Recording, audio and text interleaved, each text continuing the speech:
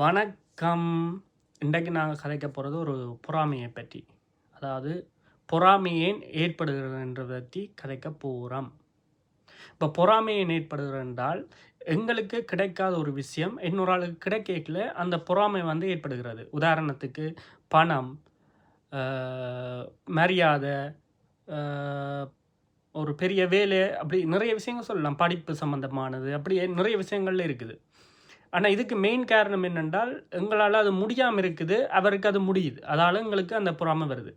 ஆனால் நாங்கள் பொறாமை கொள்றதை விட எங்களில் பொறாமை கொள்ளணும். ஏன் எங்களால் இது முடியலை, இதை நாங்கள் செய்யணும், அப்படி எங்களுக்கு மேலே நாங்கள் அந்த பொறாமையை கொண்டமாக இருந்தால் கட்டாயம் ஒரு நாள் அதில் மேலே வரலாம்.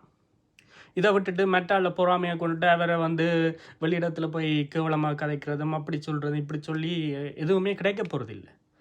அதுக்கு பதிலாக அந்த டைமை வந்து நான் எங்களுக்காக பயன்படுத்தணும். இப்போ நாங்கள் அதுலேருந்து என்னென்று மீண்டு வரலாம், நாங்கள் மேலே வரணும் என்ற எண்ணம் மட்டும்தான் எங்களுக்கு இருக்கணும். அதை நாங்கள் செய்த மாதிரி இருந்தால் வெற்றி கொள்ளலாம்.